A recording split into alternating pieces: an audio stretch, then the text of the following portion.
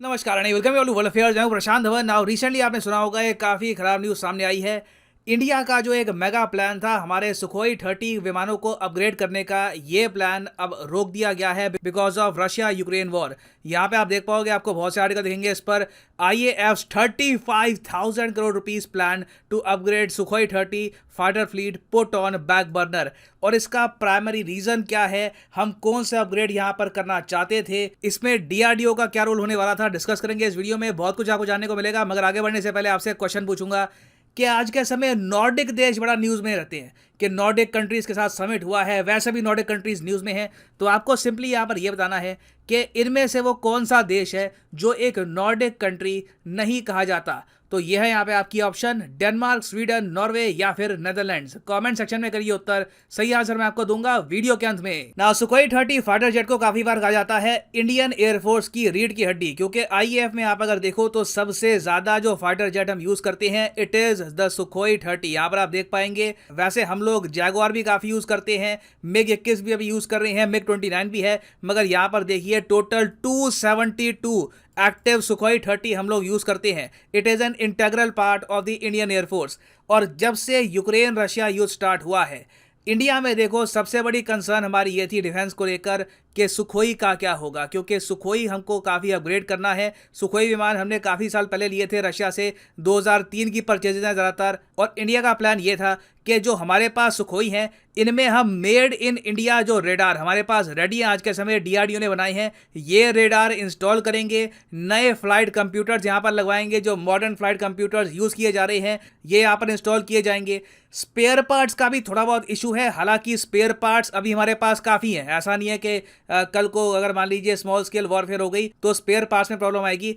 और इसका रीज़न भी है कि हमारे पास स्पेयर पार्ट्स काफ़ी क्यों हैं, क्योंकि इंडिया हर साल, आपको जान के हैरानी होगी, रशिया से 6,000 करोड़ के तो स्पेयर पार्ट्स ही परचेज करता है हमारे वेरियस डिफेंस इक्विपमेंट के लिए। तो इंडिया का जो मेजर अपग्रेड था अभी के लिए लटक गया है, क्योंकि देखो प्रॉब्लम वेरियस एंगल में आ रही है। पहली बात तो सुखोई जो कंपनी है रशिया की, ये खुद ही काफ़ी हद तक बिजी है। रशियन गवर्नमेंट के बहुत सारे ऑर्डर हैं, इनके कई जो आज के समय फाइटर जेट है उनकी मरम्मत चल रही है, काफ़ी जगह ये लोग खुद अपनी एयरफोर्स को सपोर्ट कर रहे हैं।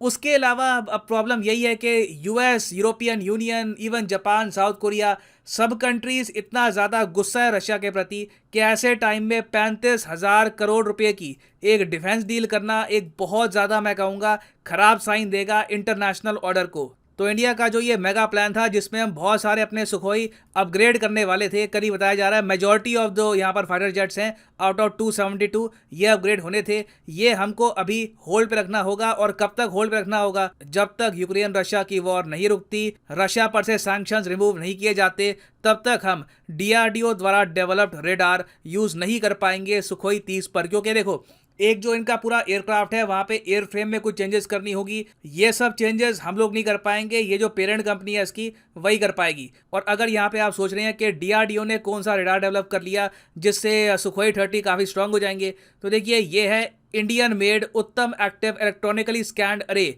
AESA system. इसके बारे में आपने काफ़ी बार सुना होगा, बहुत ही एडवांस रेडार है ये। यहाँ पे आप देख पाओगे, ये है उत्तम रेडार की फ़ोटो, और इस तरीके से रेडार को यूज़ किया जाता है एक फाइटर जेट में। ऑलरेडी मैं आपको बता दूं कि तेजस MK1 MK2 में हम यूज़ कर रहे हैं उत्तम AESA रेडार को, और इन द फ्यूचर जो हमारा AMCA प्रोजेक्ट होगा उसमें भी हम यूज़ करेंगे इस रेडार को। और इस रेडार की सबसे बड़ी खासियत ये है कि मल्टीपल टारगेट्स को इकट्ठा ये ट्रैक कर सकता है। ऐसे रेडार शायद आपको दुनिया में बहुत कम मिले जो इकट्ठा 50 टारगेट्स को ट्रैक कर लेंगे at a range of 100 kilometres. तो आप कह सकते हैं कि ये रेडार कल को अगर मान लीजिए ड्रोन्स के अगेंस्ट लड़ना है उसके लिए भी काफ़ी यूजफुल होगा। फाइटर एयरक्राफ्ट बहुत सारे आ गए हैं, अकेला सुखोई है, सामने अगर मान लो 10 एयरक्राफ्ट हैं, तब भी मैं कहूँगा कि सुखोई के पास एक पॉसिबिलिटी है कि हैवी डैमेज कर सकता है दुश्मन का। तो ये रेडार्स सुखोई में डालना बहुत ही इंपॉर्टेंट है, स्पेशली एक ऐसे टाइम में जब हम मान के चल रहे हैं कोई बड़ी बात नहीं है, इन द फ्यूचर चाइना के साथ एक स्मॉल स्केल वॉरफेयर हो सकती है, पाकिस्तान की एयरफोर्स के साथ इश्यूज आ सकते हैं, तो वी शुड बी रेडी ना। ये तो हम बात कर रहे थे अपग्रेड्स की वैसे, मगर इसके अलावा भी हम प्लान ये कर रहे थे कि 12 सुपर सुखोई भी हम परचेज करेंगे फ्रॉम रशिया। ये डील भी लगता नहीं है कि आगे बढ़ने वाली है। तो देखिए, मेरे हिसाब से आज के समय इंडिया के इंटरेस्ट में होगा कि हम लोग जेन्युइनली रशिया से बात करें और उनको ये बोलें कि देखिए काफ़ी वॉर खिंच चुकी है, it has been more than 2 months, finally अब ये वॉर ख़त्म कर दीजिए। क्योंकि देखो होगा यहाँ पर क्या कि अगर ये वॉर चल जाती है 1-1.5 साल तक, तब इंडिया को स्पेयर पार्ट्स की भी जो प्रॉब्लम है ये सताएगी, and this will be bad for us. ये आप कह लीजिए हमारा दुर्भाग्य है कि हम लोग रशिया पे बहुत डिपेंडेंट है स्पेयर पार्ट्स के लिए, डिफेंस सप्लाईज के लिए। जो बाइडेन ने रिसेंटली ठीक कहा था कि India has its own problems, these are our problems, और ये प्रॉब्लम्स अपने आप गायब नहीं होंगी। अभी जो G20 समिट होगा इंडोनेशिया में, यहाँ पर व्लादिमीर पुतिन भी होंगे, जेलेंस्की भी वीडियो कॉन्फ्रेंसिंग के जरिए आएंगे। तो मेरे हिसाब से इंडिया को बात करनी चाहिए रशिया से, ओपनली डिस्कस करना चाहिए ये इशू कि देखिए दिस विल हर्ट अस। अगर रशिया यूक्रेन की वॉर चल जाती है 1-1.5 साल तक, तब इंडिया को हो सकता है एक मेजर स्टेप लेना पड़े, बहुत ही बड़े स्केल पर इंडियन एयरफोर्स के लिए भी अलग से फाइटर जेट्स परचेज करने पड़े, या फिर हो सकता है कि हम तेजस को यूज करना स्टार्ट कर दे बड़े स्केल पर। बट अगेन वो एक प्रॉपर रिप्लेसमेंट नहीं होगी सुखोई 30 की। तो this is a major issue and I hope Ukraine war जल्दी खत्म हो जाए ताकि हम जो अपग्रेडेशन है अपनी एयरफोर्स की ये आगे बढ़ा पाएं। ना वापस आते हैं अपने प्रश्न पर कि नॉर्डिक देश आज के समय काफी हद तक न्यूज में है। आपको बताना है कि इनमें से वो कौन सा देश है जो एक नॉर्डिक कंट्री नहीं कहा जाता। तो सही उत्तर यहाँ पे है option D is the right answer, Netherlands. यहाँ पर आप देख पाओगे ये जो 5 देश आपको दिख रहे हैं ये है नॉर्डिक देश, आइसलैंड, नॉर्वे, स्वीडन, डेनमार्क और फिनलैंड। और हाँ, यहाँ पर मैं ये भी ऐड कर दूं कि अनअकैडमी का एक स्पेशल ऑफर चल रहा है यूपीएससी कॉम्बो कोर्स में। ये ऑफर कुछ ही दिनों में खत्म हो जाएगा।